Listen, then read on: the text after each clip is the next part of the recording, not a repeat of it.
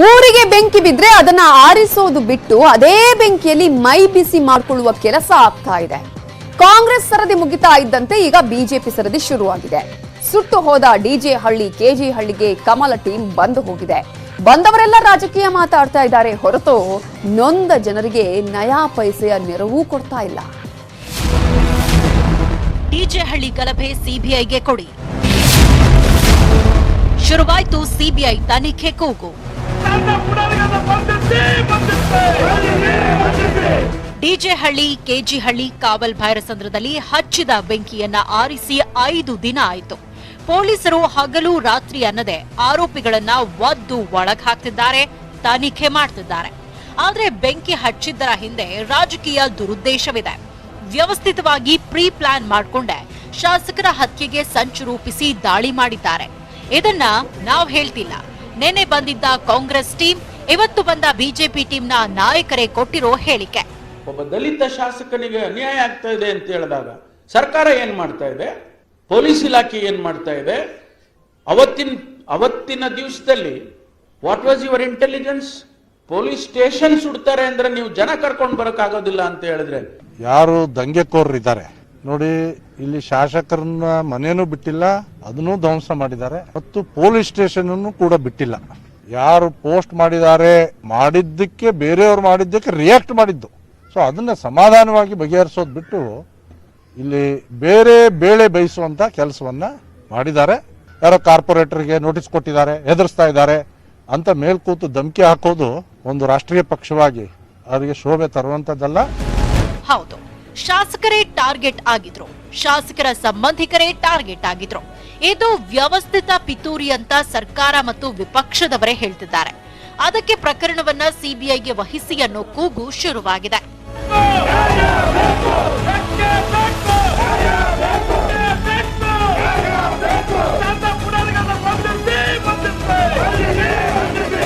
ಹೌದು, ಬೆಂಗಳೂರು ಗಲಭೆ ಶಾಸಕರ ಮನೆಗೆ ಬೆಂಕಿ ಹಚ್ಚಿದ್ದರ ಹಿಂದೆ ದೊಡ್ಡ ದೊಡ್ಡ ರಾಜಕಾರಣಿಗಳ ಕೈವಾಡ ಇದೆ ಅನ್ನೋ ಗಂಭೀರ ಆರೋಪ ಇದೆ. ಇವತ್ತು ಅಖಂಡ ಶ್ರೀನಿವಾಸ್ ನಿವಾಸಕ್ಕೆ ಕರ್ನಾಟಕ ಬೋವಿ ಸಮಾಜದ ಮುಖಂಡರು ಬಂದು ಸಾಂತ್ವನ ಹೇಳಿದ್ರು. ಬಂದವರದ್ದೆಲ್ಲ ಒಂದೇ ಕೂಗು, ಸಿಬಿಐಗೆ ವಹಿಸಿ ಅನ್ನೋದು. ಸರ್ಕಾರ ಸಿಬಿಐಗೆ ವಹಿಸದಿದ್ರೆ ಕೋರ್ಟ್ ಮೊರೆ ಹೋಗ್ತೀವಿ ಅಂತಾನು ಸವಾಲ್ ಹಾಕಿದ್ದಾರೆ. ತಮಿಳುನಾಡು ರಾಜ್ಯದ ದಿಂಡಿಗಲ್ ಸಂಸದ ವೇಲುಸ್ವಾಮಿ ಕೂಡ ಕಠಿಣ ಶಿಕ್ಷೆಗೆ ಒತ್ತಾಯಿಸಿದ್ರೆ ಶಾಸಕ ಅಖಂಡ ಶ್ರೀನಿವಾಸ್ ಮೂರ್ತಿನೂ ಸಿಬಿಐಗೆ ಒಪ್ಪಿಸಿ ಅಂತಿದ್ದಾರೆ. ಇನ್ನು ರಾಜಕೀಯ ಶಕ್ತಿಗಳು ಇದರಲ್ಲಿ ಇವ್ರನ್ನ ರಾಜಕೀಯವಾಗಿ ಮುಗಿಸಬೇಕು ಪ್ಲಾನು ಆಗಿ ಈ ಕೆಲಸ ನಡೆದಿದೆ. ಇದನ್ನ ಕೂಡಲೇ ರಾಜ್ಯ ಸರ್ಕಾರವು ಸಿಬಿಐ ತನಿಖೆ ಒಪ್ಪಿಸಲೇಬೇಕು. ಇಲ್ಲಾಂದ್ರೆ ನಾವು ಇಡೀ ರಾಜ್ಯ ತುಂಬೆಲ್ಲ ಹೋರಾಟ ಕಟ್ತಾ ಇದೀವಿ. ನಾನು ನೋಡುವಾಗ ಇದರ ಆಗಿಲ್ಲ ಏನಿಲ್ಲ, ಬಟ್ ಈ ತರ ಏನಾಗ ನನಗೆ ಕೇಳಿದ ಮೇಲೆ ತುಂಬಾ ಆಶ್ಚರ್ಯವಾಗೋಯ್ತು. ಯಾರೇ ಇರ್ಲಿ ಈ ತರ ಮಾಡಬಾರ್ದು, ಮುಂದಕ್ಕೆ ಈ ತರ ಮಾಡಕ್ಕೆ ಅವಕಾಶ ಕೊಡ್ಲೇಬಾರದು. ಸರಿ, ಘಟನೆ ತನಿಖೆ ಮಾಡ್ತಾ ಇದ್ದಾರೆ ಪೊಲೀಸ್ ಇಲಾಖೆಯವರು. ತನಿಖೆಯಲ್ಲಿ ವರದಿ ತಗೊಂಡು ಯಾರು ತಪ್ಪಿಸಿದಾರೋ ಅದನ್ನು ಶಿಕ್ಷೆ ಮಾಡಲಿ. ನೋಡೋಣ, CBI ಇಲ್ಲ CCB ಕೊಟ್ಟು ಮಾಡ್ತಾ ಇದ್ದಾರೆ.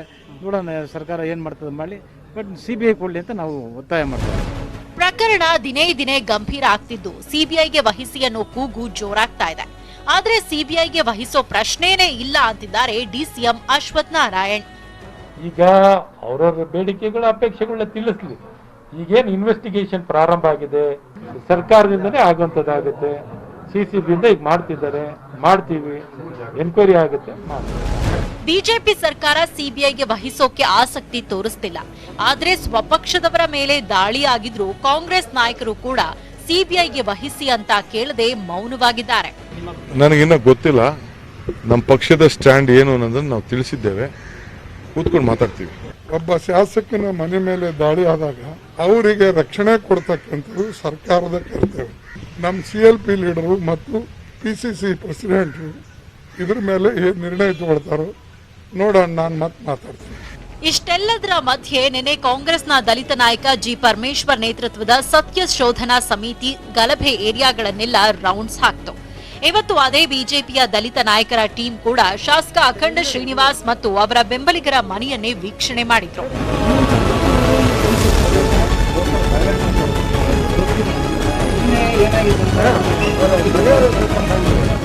ಸಂಜೆ ವೇಳೆಗೆ ಬಂದ ಅರವಿಂದ್ ಲಿಂಬಾವಳಿ, ಸಂಸದ PC ಮೋಹನ್, ಎ ನಾರಾಯಣಸ್ವಾಮಿ, ಛಲವಾದಿ ನಾರಾಯಣಸ್ವಾಮಿ ತಂಡ 3 ಏರಿಯಾಗಳಲ್ಲೂ ರೌಂಡ್ಸ್ ಹಾಕಿದ್ರು.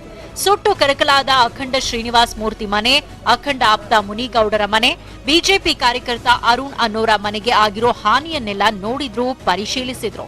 ಆದ್ರೆ ಶಾಸಕರ ಸಂಬಂಧಿ ಆರೋಪಿ ನವೀನ್ ಮನೆಯನ್ನ ಪರಿಶೀಲನೆ ಮಾಡಲಿಲ್ಲ. ಆದ್ರೆ ನವೀನ್ ಮನೆ ಪಕ್ಕದಲ್ಲಿದ್ದ ಬಾರ್ ಒಳಗೆ ಆಗಿರುವ ಅವಶೇಷಗಳನ್ನೆಲ್ಲ ಪರಿಶೀಲಿಸಿದ್ರು. ಬೆಂಕಿ ಹಚ್ಚಿದ್ದು ಸಣ್ಣ ವಿಷಯ ಅಲ್ಲ. ಆದ್ರೆ ಕಾಂಗ್ರೆಸ್ನವರು ಸಿಬಿಐಗೆ ಒತ್ತಾಯಿಸ್ತಾ ಇಲ್ಲ. ಬಿಜೆಪಿ ಸರ್ಕಾರವು ಸಿಬಿಐಗೆ ವಹಿಸಲು ಆಸಕ್ತಿ ತೋರ್ತಿಲ್ಲ. ಒಟ್ನಲ್ಲಿ ರಾಜಕೀಯದ ಜಿದ್ದು ಜೋರಾಗ್ತಾ ಇದ್ದು, ನಾಳೆ ಇನ್ನೇನಾಗುತ್ತೋ ನೋಡಬೇಕು. Bureau report, news 18 Kannada. ಇನ್ನು ಈ ಒಂದು ಕಿಡಿಗೇಡಿಗಳ ಕೃತ್ಯ ಎಷ್ಟು ಎಫೆಕ್ಟ್ ಅನ್ನ ಪಡೆದಿದೆಯೋ, ಏನೇನು ರೂಪಗಳನ್ನ ಪಡೆದಿದೆಯೋ, ಅದರ ಪರಿಣಾಮ ಕೂಡ ಅಷ್ಟೇ ಬೇರೆ ಬೇರೆ ರೂಪಗಳನ್ನ ಪಡ್ಕೊಂಡಿದೆ.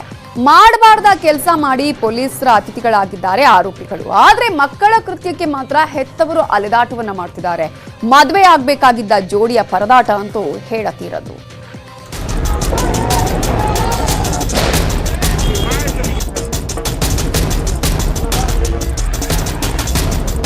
ಈ ಬೆಂಕಿಯಲ್ಲಿ ಅದೆಷ್ಟೋ ಮಂದಿಯ ಬದುಕು ಬೆಂದು ಹೋಗಿದೆ. ಧಗಧಗಿಸಿದ ಜ್ವಾಲೆಯಲ್ಲಿ ಅಪಾರ ಪ್ರಮಾಣದ ಆಸ್ತಿ ಪಾಸ್ತಿ ಸುಟ್ಟು ಭಸ್ಮವಾಗಿದೆ.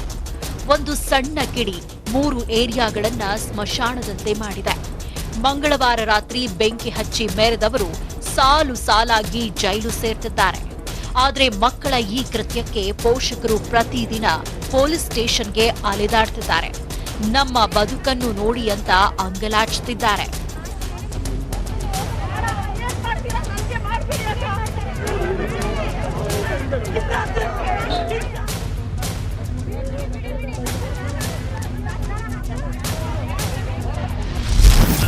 ಕಿಡಿಗೇಡಿ ಮಕ್ಕಳಿಗಾಗಿ ಹೆತ್ತವರ ಕಣ್ಣೀರು.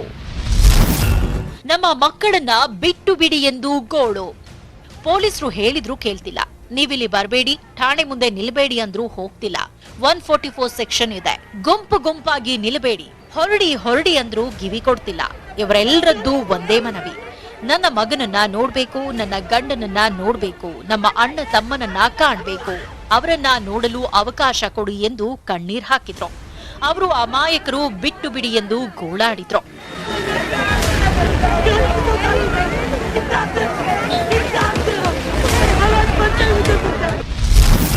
ಡಿಜೆಹಳ್ಳಿ ಠಾಣೆ ಮುಂದೆ ಕುಸಿದು ಬಿದ್ದ ಮಹಿಳೆ. ಮಗನನ್ನ ನೋಡಲು 2 ಗಂಟೆ ಕಾದು ನಿಂತಿದ್ದ ತಾಯಿ. ಕಿಡಿಗೇಡಿಗಳ ಆರ್ಭಟದ ಪರಿಣಾಮ ಹೆತ್ತವರ ಒಡಲು ಸುಡ್ತಾ ಇದೆ. ಪೊಲೀಸರ ಬೇಟೆಯಲ್ಲಿ ಸಿಕ್ಕಾಕೊಂಡಿರೋ ಆರೋಪಿಗಳ ಕುಟುಂಬಸ್ಥರ ನೋವು ಒಂದೊಂದು ರೀತಿಯದ್ದು. ಡಿಜೆಹಳ್ಳಿ ಪೊಲೀಸ್ ಠಾಣೆ ಮುಂದೆ ತಾಯಿಯೊಬ್ಳು ತನ್ನ ಮಗನನ್ನ ನೋಡಲು 2 ಗಂಟೆಗಳ ಕಾಲ ಕಾದು ನಿಂತಿದ್ಲು. ಅದಕ್ಕೆ ಪೊಲೀಸರು ಅವಕಾಶ ಕೊಡ್ಲೇ ಇಲ್ಲ. ಕಾದು ಕಾದು ಸುಸ್ತಾದ ತಾಯಿ ಕುಸಿದು ಬಿದ್ರು.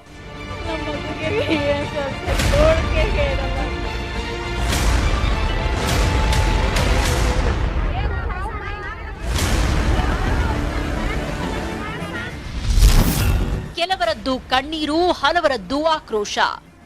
ಕ್ಷಣ ಕ್ಷಣಕ್ಕೂ ಡಿಜೆಹಳ್ಳಿ ಠಾಣೆ ಮುಂದೆ ಮಹಿಳೆಯರ ಸಂಖ್ಯೆ ಹೆಚ್ಚಾಗ್ತಾನೆ ಹೋಯಿತು. ತಮ್ಮ ಮಕ್ಕಳು ಅಮಾಯಕರು, ಮನೆಯಲ್ಲಿ ಇದ್ದವರನ್ನ ಬಂಧಿಸಿದ್ದಾರೆ, ಬಿಟ್ಟು ಬಿಡಿ ಅಂತ ಕೆಲವರು ಆಕ್ರೋಶ ಹೊರಹಾಕಿದ್ರು. ಸುಮ್ನೆ ಕರ್ಕೊಂಡು ಬಂದಿದ್ದೀರಾ ಅಂತ ಪೊಲೀಸರ ವಿರುದ್ಧ ಕಿಡಿಕಾರಿದ್ರು. ಆದ್ರೆ ಪೊಲೀಸರು ಎಲ್ಲರನ್ನೂ ಸ್ಟೇಷನ್ ಅಂಗಳದಿಂದ ಹೊರಗೆ ಕಳುಹಿಸಿದ್ರು. ಮದುವೆಗೂ ಅಡ್ಡಿಯಾದ 144 ಸೆಕ್ಷನ್ ಭೀತಿ. ಒಂದ್ ಕಡೆ ಗಲಭೆಯಿಂದ ಆರೋಪಿಗಳ ಹೆತ್ತವರು ಕಣ್ಣೀರ್ ಹಾಕ್ತಿದ್ರೆ, ಮದುವೆಯಾಗಬೇಕಾಗಿದ್ದ ಜೋಡಿ ಕೂಡ ಸ್ಟೇಷನ್ಗೆ ದೌಡಾಯಿಸಿತು. 18ನೇ ತಾರೀಕಿನವರೆಗೆ 144 ಸೆಕ್ಷನ್ ವಿಸ್ತರಣೆಯಾಗಿದೆ. ಸೂಕ್ಷ್ಮ ಪ್ರದೇಶಗಳಲ್ಲಿ ಪೊಲೀಸರ ಹದ್ದಿನ ಕಣ್ಣಿಟ್ಟಿದ್ದು ಸರ್ಪಗಾವಲು ಹಾಕಲಾಗಿದೆ. ಇದರಿಂದ ಇಂದು ನಿಗದಿಯಾಗಿದ್ದ ಮದುವೆ ಜೋಡಿ ಪರದಾಡಿತು. ಡಿಜೆಹಳ್ಳಿ ನಿವಾಸಿಗಳಾದ ಸೈಯದ್ ಅಜರುದ್ದೀನ್ ನಮ್ಮ ಮದುವೆಗೆ ಪರ್ಮಿಷನ್ ಕೊಡಿ ಪ್ಲೀಸ್ ಅಂತ ಸ್ಟೇಷನ್ಗೆ ಓಡೋಡಿ ಬಂದ್ರು. कर दिया था ना, अभी कैसे जाने का? मतलब किसकी शादी है? अभी मेरी है, मेरी है। तो पुलिस क्या कह रही है? अभी मार के भगा रही है पुलिस।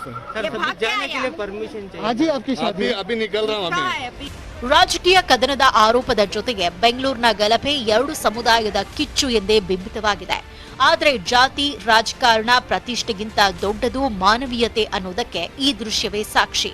ಮುಸ್ಲಿಂ ವ್ಯಕ್ತಿಯೊಬ್ಬರು ಪೊಲೀಸರಿಗೆ ನೀರು ಹಂಚುತ್ತಿದ್ದು ಹೃದಯ ತುಂಬಿ ಬರುವಂತೆ ಮಾಡಿತ್ತು.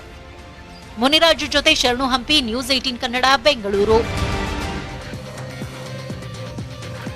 ಒಂದ್ ಕಡೆ ಇಷ್ಟೆಲ್ಲ ಗಲಾಟೆ ಗಲಭೆಗಳು ನಡೀತಾ ಇರುವಂತಹ ಸಂದರ್ಭದಲ್ಲಿ ಇನ್ನೊಂದು ಕಡೆ ಈಗ ಮಳೆ ತನ್ನ ಪ್ರತಾಪವನ್ನ ಮತ್ತೆ ತೋರಿಸೋಕೆ ಶುರು ಮಾಡಿದೆ. ಇಷ್ಟು ದಿನ ಮಹಾಮಳೆ ಮೌನವಾಗಿತ್ತು, ಈಗ ಮತ್ತೆ ಅಬ್ಬರಿಸೋಕೆ ಶುರು ಮಾಡಿದೆ. ಉತ್ತರ ಕರ್ನಾಟಕದಲ್ಲಿ ಮತ್ತೆ ಪ್ರತಾಪವನ್ನ ತೋರಿಸ್ತಾ ಇದೆ. ಊರೂರು ಮುಳುಗಡೆ ಆಗ್ತಾ ಇದ್ದು ಜನ ದನ ಕರು ಮನೆ ಸಾಮಾನನ್ನು ತುಂಬಿಕೊಂಡು ಗ್ರಾಮ ಬಿಡ್ತಿದ್ದಾರೆ. ಮಲೆನಾಡಿನಲ್ಲಿ ಸಾವು ನೋವು ನಷ್ಟ ತಂದಿಟ್ಟಿತ್ತು.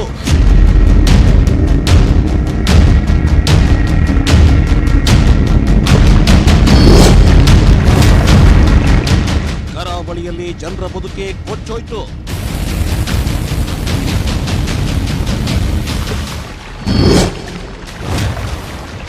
ಈಗ ಉತ್ತರ ಕರ್ನಾಟಕದಲ್ಲಿ ಮತ್ತೆ ಪ್ರವಾಹ.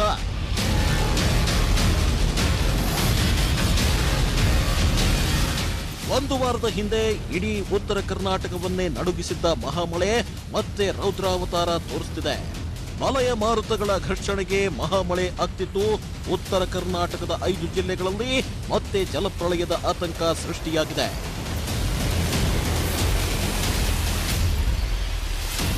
ಅಬ್ಬಬ್ಬಾ, ಈ ದೃಶ್ಯ ನೋಡೋಕೆ ಎಷ್ಟು ಚಂದ ಅಲ್ವಾ? ಬಸವಸಾಗರ ಜಲಾಶಯದ ಎಲ್ಲಾ ಗೇಟ್ಗಳನ್ನು ತೆಗೆಯಲಾಗಿದೆ.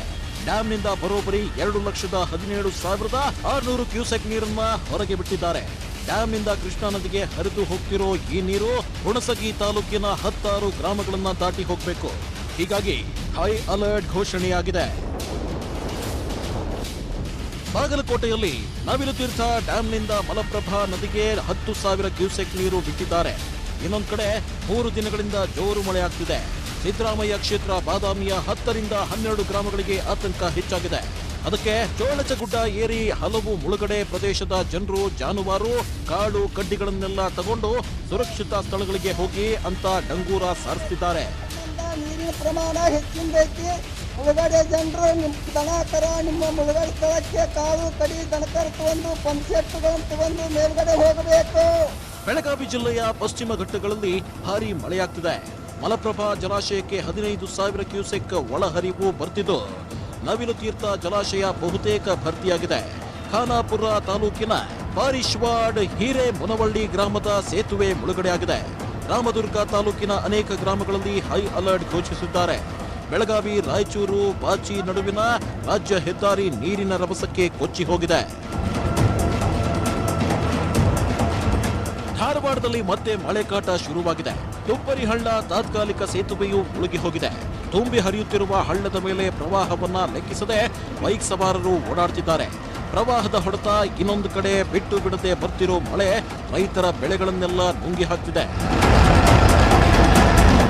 ಮಲಪ್ರಭಾ ನದಿಯಲ್ಲಿ ಪ್ರವಾಹದ ಪರಿಸ್ಥಿತಿ ಹೆಚ್ಚಾಗ್ತಿದ್ದು ನರಗುಂದ ರೋಣ ತಾಲೂಕಿನ 16 ಗ್ರಾಮಗಳಲ್ಲಿ ಹೈ ಅಲರ್ಟ್ ಘೋಷಿಸಿದ್ದಾರೆ. ಅದರಲ್ಲೂ 2 ದಿನದಲ್ಲಿ ಊರು ಬಿಟ್ಟು ಸುರಕ್ಷಿತ ಸ್ಥಳಗಳಿಗೆ ಹೋಗಿ ಅಂತ ಖುದ್ದು ಸಚಿವ ಸಿಸಿ ಪಾಟೀಲ್ ಅವರೇ ಲಕಮಾಪುರ ಸೇರಿ ಹಲವು ಗ್ರಾಮದ ಜನರನ್ನ ಎಚ್ಚರಿಸುತ್ತಿದ್ದಾರೆ. 2 ದಿವಸದ ಮಟ್ಟಿಗೆ ನೀವು ಹೊರಗೆ ಬರೋದು ಚಲೋ. ಬೋಟ್ ಇಡಕ್ಕೆ ಹೇಳಿವಿ, ಬೋಟ್ ಇಡಿಸ್ತೇವೆ, ಡಾಕ್ಟರ್ಸ್ ಕೊಡ್ತೇವೆ, ಊಟದ ವ್ಯವಸ್ಥೆ ಮಾಡ್ತೇವೆ. 2 ದಿವಸ ಊರು ಬಿಟ್ಟು ಬನ್ನಿ, ಸ್ವಲ್ಪ ದಿನ ಅಷ್ಟೇ, ನಿಮಗೆಲ್ಲ ವ್ಯವಸ್ಥೆ ಮಾಡಿಕೊಡ್ತೀವಿ ಅಂತ ಭರವಸೆ ಕೊಟ್ರು. ಕೆಲವರು ಬರಲ್ಲ ಅಂದ್ರೆ ಇನ್ನು ಕೆಲವು ಜನ ಜಾನುವಾರುಗಳು ಮನೆ ಸಾಮಾನುಗಳನ್ನ ತುಂಬಿಕೊಂಡು ಊರು ಬಿಡ್ತಿದ್ದಾರೆ. ಇನ್ನೊಂದು ಕಡೆ ಪೊಲೀಸರು ಮುಳುಗಡೆ ಭಾಗದ ಗ್ರಾಮಗಳಿಗೆ ಹೋಗಿ ಸುರಕ್ಷಿತ ಸ್ಥಳಕ್ಕೆ ಹೋಗಿ ಅಂತ ಪೊಲೀಸರು ಮನವಿ ಮಾಡ್ತಿದ್ದಾರೆ. ಮನೆಯಲ್ಲಿ ವ್ಯಾಲ್ಯೂಯಬಲ್ ಐಟಮ್ಸ್ ಏನಿದಾವೆ ಅವನ್ನೆಲ್ಲಾನು ಕೂಡ ಪ್ಯಾಕ್ ಮಾಡ್ಕೊಳ್ಳುವಂತ ಕೆಲಸ ಮಾಡಿಸ್ರಿ. ರಾಯಚೂರಿನಲ್ಲಿ ಸತತ ಮಳೆಗೆ 2 ಮನೆಗಳು ಕುಸಿದು ಬಿದ್ದಿವೆ. ಕೋಲಾವಾರ ಗ್ರಾಮದಲ್ಲಿ ಈ ಘಟನೆ ನಡೆದಿದ್ದು ಮನೆಯಲ್ಲಿದ್ದ 15 ಚೀಲ ಅಕ್ಕಿ 2 ಚೀಲ ಬೇಳೆ ಸೇರಿ ಮನೆಯಲ್ಲಿನ ವಸ್ತುಗಳೆಲ್ಲ ಹಾಳಾಗಿದೆ. ಮನೆ ಬೀಳುವ ಮುನ್ಸೂಚನೆಯಿಂದ ಮೊದಲೇ ಆಚೆ ಬಂದಿದ್ರು. ಹೀಗಾಗಿ ಅದೃಷ್ಟಕ್ಕೆ ಯಾರಿಗೂ ಏನೂ ಆಗಿಲ್ಲ. ಇನ್ನೊಂದು ಕಡೆ ಬಸವಸಾಗರ ಜಲಾಶಯದ ಹೊರಹರಿವು ಹೆಚ್ಚಾಗ್ತಿರೋದ್ರಿಂದ ಪ್ರವಾಹದ ಭಯ ಹುಟ್ಟಿಸಿದೆ. ಉಡುಪಿಯ ಕಳತ್ತೂರು ಹಾಗೂ ಪಾದೂರು ಗ್ರಾಮದಲ್ಲಿ ಬಿರುಗಾಳಿಗೆ ಮನೆಯ ಚಾವಣಿ ಕುಸಿದಿದೆ. ಮನೆಯಲ್ಲಿದ್ದ ಶ್ಯಾಮಲ ಮಡಿವಾಳ ಹಾಗೂ ಮೂರ್ತಿ ಎಂಬುವರ ತಲೆಗೆ ಗಾಯವಾಗಿದ್ದು ಅವರನ್ನ ಆಸ್ಪತ್ರೆಗೆ ಸೇರಿಸಿದ್ದಾರೆ. ಇನ್ನು ಮಳೆ ಅಂತ ಗೊತ್ತಿದ್ರು ಮೀನುಗಾರಿಕೆಗೆ ಹೋದಾಗ ಕೋಡೇರಿ ಸಮುದ್ರದಲ್ಲಿ ಅಲೆಗಳ ಹೊಡೆತಕ್ಕೆ ಸಿಲುಕಿ ಬಂಡೆಗೆ ದೋಣಿ ಅಪ್ಪಳಿಸಿದೆ. ದೋಣಿಯಲ್ಲಿದ್ದ 3 ಮೀನುಗಾರರು ನಾಪತ್ತೆಯಾಗಿದ್ದಾರೆ.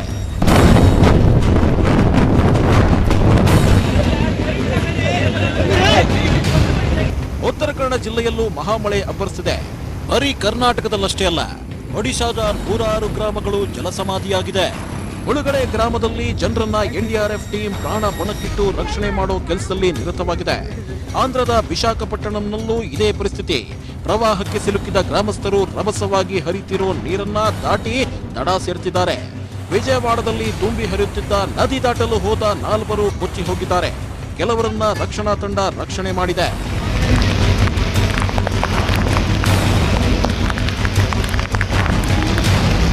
ಸ್ವಲ್ಪ ತಣ್ಣಗಾಗಿದ್ದ ಮಳೆ ಮತ್ತೆ ಅಬ್ಬರಿಸ್ತಿದೆ. ಎಲ್ಲಿ ಏನು ಅನಾಹುತ ಸೃಷ್ಟಿಸುತ್ತೋ ಗೊತ್ತಿಲ್ಲ. ಯಾವುದಕ್ಕೂ ಹುಷಾರಾಗಿರಿ. Bureau report, news 18 Kannada. ಇನ್ನು ಕೊಡಗಿನ ಬ್ರಹ್ಮಗಿರಿ ಬೆಟ್ಟ ಕುಸಿತದಿಂದ ಅರ್ಚಕರ ಕುಟುಂಬದಲ್ಲಿ ಈಗ ಪರಿಹಾರ ಕಲಹ ಆರಂಭ ಆಗಿದೆ. ನಾರಾಯಣಾಚಾರ್ ಪುತ್ರಿಯರು ಮತ್ತು ತಂಗಿ ನಡುವೆ ಈಗ ಕಲಹ ಏರ್ಪಟ್ಟಿದೆ. ನಿನ್ನೆ ಅರ್ಚಕರ ಹೆಣ್ಣು ಮಕ್ಕಳಿಗೆ ತಲಾ 2.5 ಲಕ್ಷ ರೂಪಾಯಿ ಪರಿಹಾರದ ಚೆಕ್ ಕೊಡಲಾಗಿತ್ತು. ಈಗ ಆಚಾರ್ ಸಹೋದರ ಆನಂದ್ ತೀರ್ಥ ಅವರ ಪರಿಹಾರ ಹಣಕ್ಕೆ ಫೈಟ್ ಶುರುವಾಗಿದೆ. ಆನಂದ್ ತೀರ್ಥ ಬ್ರಹ್ಮಚಾರಿ ಆಗಿದ್ದು ಇವರ ಪರಿಹಾರ ಹಣ ತಂಗಿ ಸುಶೀಲಮ್ಮ ಅವರಿಗೆ ಕೊಡಲಾಗಿತ್ತು. ಆದರೆ ಇದಕ್ಕೆ ನಾರಾಯಣಾಚಾರ್ ಅವರ ಮಕ್ಕಳು ಆಕ್ಷೇಪ ವ್ಯಕ್ತಪಡಿಸಿದ್ದಾರೆ. ಆನಂದ ತೀರ್ಥ ಅವರನ್ನ ನಾವೇ ನೋಡ್ಕೊಂಡಿದ್ದೆವು ಅಂತ ಆಚಾರ್ ಅವರ ಮಕ್ಕಳಾದ ನಮಿತಾ ಮತ್ತು ಶಾರದಾ ಆಕ್ಷೇಪವನ್ನ ವ್ಯಕ್ತಪಡಿಸಿದ್ದಾರೆ. ಈ ಬಗ್ಗೆ ನ್ಯೂಸ್ 18ಗೆ ಮಾತಾಡಿರುವ ಮಡಿಕೇರಿ ತಹಶೀಲ್ದಾರ್ ಅವರ ನಡುವಿನ ಜಗಳವನ್ನ ಅವರೇ ಇತ್ಯರ್ಥ ಮಾಡಿಕೊಳ್ಳಲಿದ್ದಾರೆ ಅಂತ ಹೇಳಿದ್ದಾರೆ.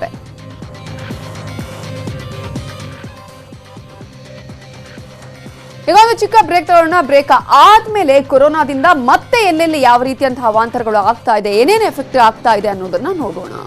Welcome back. ಮಳೆ, ಪ್ರವಾಹ, ಇನ್ನೊಂದ್ ಕಡೆ ಬೆಂಕಿ ರಾಜಕೀಯದ ಮಧ್ಯೆ ಕೊರೋನಾ ಸೋಂಕಿತರ ಬಗ್ಗೆ ಸರ್ಕಾರ ನಿರ್ಲಕ್ಷ್ಯವನ್ನ ವಹಿಸ್ತಾ ಇದೆ. ಬೆಳಗಾವಿಯಲ್ಲಿ ಇವತ್ತು ನಡೆದಂತಹ ಒಂದು ಅಮಾನವೀಯ ಘಟನೆವೇ ಇದಕ್ಕೆಲ್ಲ ಸಾಕ್ಷಿ. ಕೊರೋನಾ ಶಂಕಿತ ವ್ಯಕ್ತಿಯ ಶವ ಸಾಗಾಟಕ್ಕೂ ಆಂಬ್ಯುಲೆನ್ಸ್ ಸಿಗದೆ ಸೈಕಲ್ನಲ್ಲಿ ಹಣವನ್ನ ಕಟ್ಕೊಂಡು ಹೋದ ಘಟನೆ ಇವತ್ತು ನಡೆದಿದೆ.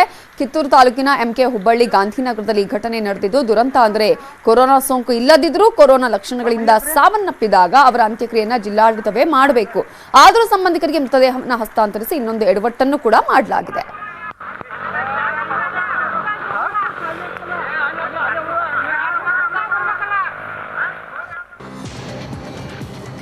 ಇನ್ನು ರಾಜ್ಯದಲ್ಲಿ ಕೊರೋನಾ ಸೋಂಕಿನ ಸಂಖ್ಯೆ ಇಳಿಯುವ ಲಕ್ಷಣಗಳಂತೂ ಕಾಣಿಸ್ತಾ ಇಲ್ಲ. 7,000 ಗಡಿಯಿಂದ ಕೆಳಗಿಳಿಯುವಂತೆ ಅಂತೂ ಕಾಣಿಸ್ತಾ ಇಲ್ಲ. ಇವತ್ತು ಸಹ 7,040 ಮಂದಿಗೆ ಸೋಂಕು ತಗುಲಿದೆ. 124 ಮಂದಿ ಬಲಿಯಾಗಿದ್ದು ರಾಜ್ಯದಲ್ಲಿ ಒಟ್ಟು ಸೋಂಕಿನ ಸಂಖ್ಯೆ 2,26,966ಕ್ಕೆ ಏರಿದೆ. ಇವತ್ತು 6,680 ಮಂದಿ ಗುಣಮುಖರಾಗಿದ್ದಾರೆ. ಇನ್ನು ಬೆಂಗಳೂರಲ್ಲಿ 2,131 ಮಂದಿಯ ಬೆನ್ನೇರಿರುವ ಕೊರೋನಾ ಇವತ್ತು 49 ಮಂದಿಯ ಉಸಿರನ್ನ ನಿಲ್ಲಿಸಿದೆ. ಮೈಸೂರು, ಬೆಳಗಾವಿ, ಬಳ್ಳಾರಿಯಲ್ಲೂ ಸೋಂಕಿನ ಸಂಖ್ಯೆ ದಿನೇ ದಿನೇ ದುಪ್ಪಟ್ಟಾಗಿದೆ.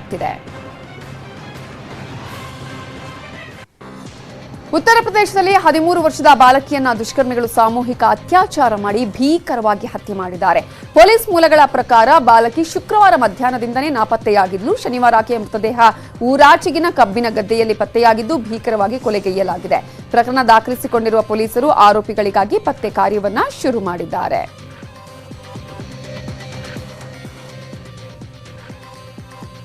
ಖ್ಯಾತ ಗಾಯಕ ಎಸ್ಪಿಬಿ ಅವರ ಆರೋಗ್ಯ ಸ್ಥಿತಿ ಯಾವ ರೀತಿಯಾಗಿದೆ ಅನ್ನೋದನ್ನ ನೋಡೋಣ. ಬ್ರೇಕ್ ಆದ್ಮೇಲೆ ಗಂಭೀರವಾಗೇ ಇದೆ. ಐಸಿಯುನಲ್ಲಿ ಚಿಕಿತ್ಸೆ ಮುಂದುವರಿಸಲಾಗಿದೆ, ಆದರೆ ಚೇತರಿಸಿಕೊಂಡಿಲ್ಲ. ಎಸ್ಪಿಬಿ ಅವರು ಚೇತರಿಸಿಕೊಳ್ಳುವುದಕ್ಕೆ ಸಾಕಷ್ಟು ಸಮಯ ಬೇಕು, ಆದರೆ ಅವರು ಖಂಡಿತ ಚೇತರಿಸಿಕೊಳ್ತಾರೆ ಅಂತ ಎಸ್ಪಿಬಿ ಪುತ್ರ ಎಸ್ಪಿ ಚರಣ್ ಮಾಹಿತಿಯನ್ನ ಕೊಟ್ಟಿದ್ದಾರೆ. ಈ ಮಧ್ಯೆ ಎಸ್ಪಿ ಬಾಲಸುಬ್ರಹ್ಮಣ್ಯಂ ಬೇಗ ಗುಣಮುಖರಾಗಲಿ ಅಂತ ವಿಜಯಪುರದಲ್ಲಿ ಹಲವು ಅಭಿಮಾನಿಗಳು ಸಿದ್ದೇಶ್ವರ ದೇವಸ್ಥಾನದಲ್ಲಿ ವಿಶೇಷ ಪೂಜೆಯನ್ನ ಸಲ್ಲಿಸಿದರು.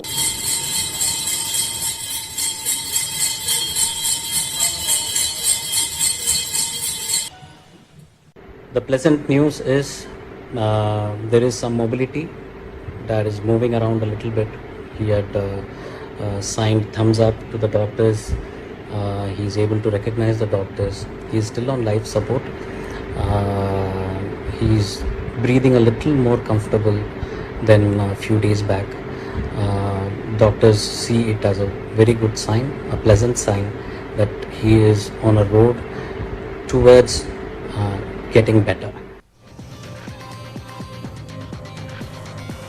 ಇನ್ನು ಸೇನಾ ಆಸ್ಪತ್ರೆಯಲ್ಲಿ ಚಿಕಿತ್ಸೆಯನ್ನು ಪಡಿತಾ ಇರುವ ಮಾಜಿ ರಾಷ್ಟ್ರಪತಿ ಪ್ರಣಬ್ ಮುಖರ್ಜಿ ಅವರ ಆರೋಗ್ಯದಲ್ಲೂ ಚೇತರಿಕೆಯಾಗಿಲ್ಲ. ವೆಂಟಿಲೇಟರ್ ಅಲ್ಲೇ ಪ್ರಣಬ್ ದಾದಾಗೆ ಚಿಕಿತ್ಸೆ ಮುಂದುವರೆದಿದೆ. ಆಸ್ಪತ್ರೆಗೆ ಭೇಟಿ ಕೊಟ್ಟ ಪ್ರಣಬ್ ಪುತ್ರ ಅಭಿಜಿತ್ ಮುಖರ್ಜಿ ತಂದೆಯವರ ಆರೋಗ್ಯ ಅಲ್ಪ ಮಟ್ಟಿಗೆ ಸುಧಾರಿಸುವಂತೆ ಕಾಣಿಸ್ತಾ ಇದೆ ಅಂತ ಟ್ವೀಟ್ ಮಾಡಿದ್ದಾರೆ.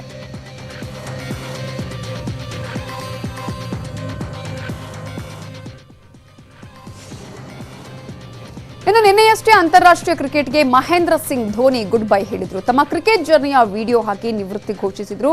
ಇವತ್ತು ಧೋನಿಗೆ master blaster Sachin Tendulkar, BCCI ಅಧ್ಯಕ್ಷ Ganguly, team India captain Virat Kohli ಸೇರಿದಂತೆ ಹಲವರು ಧೋನಿ ಜೊತೆಗಿನ ತಮ್ಮ ಗೆಳೆತನವನ್ನ ನೆನಪಿಸಿಕೊಂಡು ಟ್ವೀಟ್ ಮಾಡಿದ್ದಾರೆ. ಹಾಗೆಯೇ ಧೋನಿ ಪತ್ನಿ ಸಾಕ್ಷಿ ಧೋನಿ ತಮ್ಮ ಇನ್ಸ್ಟಾಗ್ರಾಮ್ ಅಲ್ಲಿ ಧೋನಿಯ ಕ್ರಿಕೆಟ್ ಪಯಣದ ಬಗ್ಗೆ ಭಾವನಾತ್ಮಕವಾಗಿ ಬರೆದುಕೊಂಡು ಫೋಟೋ ಶೇರ್ ಮಾಡಿದ್ದಾರೆ.